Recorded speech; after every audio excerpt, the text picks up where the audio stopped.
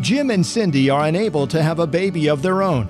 We have explored every medical option. Our kid would never give up. So they bury a box in their backyard containing all of their wishes for a dream child. We're moving on. But when Timothy emerges from the garden, they discover that they got more than they asked for. Hi. Hi. I'm Timothy. In The Odd Life of Timothy Green. Hi, thanks for joining us. I'm Rachel. I'm Sean. I'm Teresa. We're here to discuss The Odd Life of Timothy Green.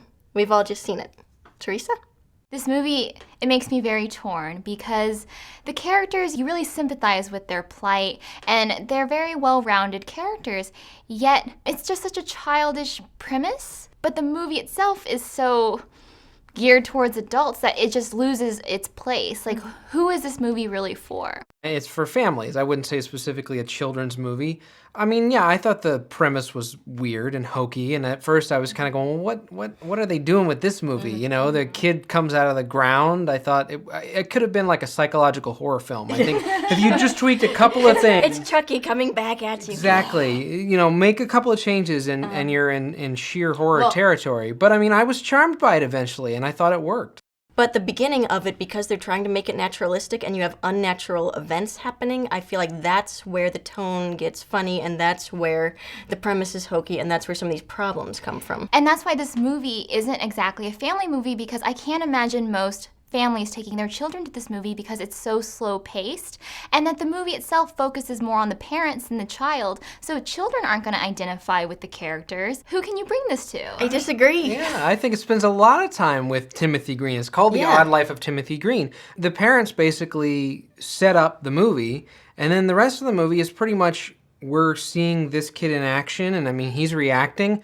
And what I love about this movie is that it's not the traditional movie of like, oh, we don't care about the parents, where there's these flat, goofy parent characters and they don't do anything. They're just these zany characters.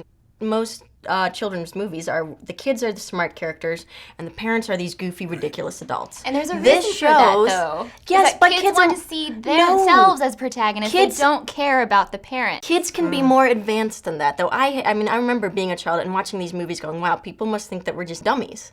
It's not focusing on the parents, but it's portraying the parents as real characters. It's showing these parents not knowing how to be parents. It's not that the whole movie centers on them, but when it does show them, it shows them as these full-rounded people who are vulnerable and who make mistakes. And I think that's really helpful for kids to see.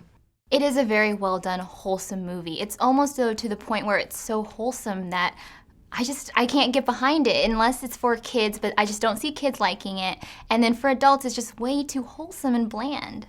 I don't think it's bland at all. And I think there's a lot of junk out there that they put out there for kids. And the wholesomeness here actually is to the film's credit. I don't think it downplays to the kids. It doesn't treat things unrealistically. Certainly the premise is unrealistic. But the tone is really realistic. The tone is realistic. If this could possibly occur in real life, the events that sort of play out as the movie goes along work really well.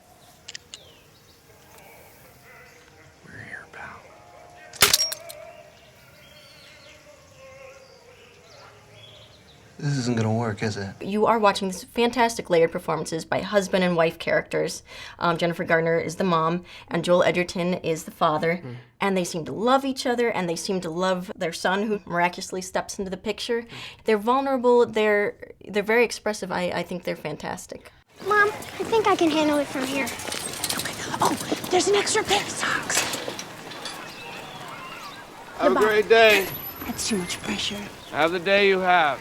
Jennifer Garner is kind of expanding upon what we saw in Juno, the mother-type figure who really wants to have a child. Maybe the movie didn't give them enough to make us really see why they kind of deserve this miracle over any other type of family, but I did think that they inhabited their roles very well. And C.J. Adams, I thought, He's great. He's wonderful. For this particular role, he was spot on. Well, I thought not only that, but it's difficult to do a character role and still be genuine. And for a little kid to do that, I mean, this kid was just like, he was half human and half plant. Well, this is directed by Peter Hedges, who has a great name for directing a movie about plants. And he directed, before this, he directed Dan in Real Life, and he wrote What's Eating Gilbert Grape, both the book and the screenplay. He was nominated for an Oscar for the screenplay for About a Boy, so this guy knows what he's doing. I think he's smart enough to know how to balance sentimentality without going into really high drama or schmaltz. I think that he does a really good job there. And I I agree with you there. I mean, he excels at character movies. Yes, it's well acted. Yes, there are really sweet moments thrown in there, but yet there's just still something about it that I can't imagine kids liking it. I can't imagine adults, for the most part, wanting to see it. I think that you're probably right. Adults don't want to see it in the sense that they look at the commercial and they go, that's weird. I don't understand what that movie is trying to do. But that's what we're here to do. We're here to tell them that it's worth seeing and that it's good and they should check it out.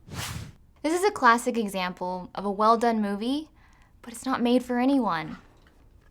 Skip it. This movie has some issues. The premise is a little bit strange, but once it gets past that, I feel like this is a sweet, heartfelt movie full of love. I give it a see it. Well, I agree. The Odd Life of Timothy Green is odd, but it is charming, it is whimsical, and I think everyone should go to the theater and see it.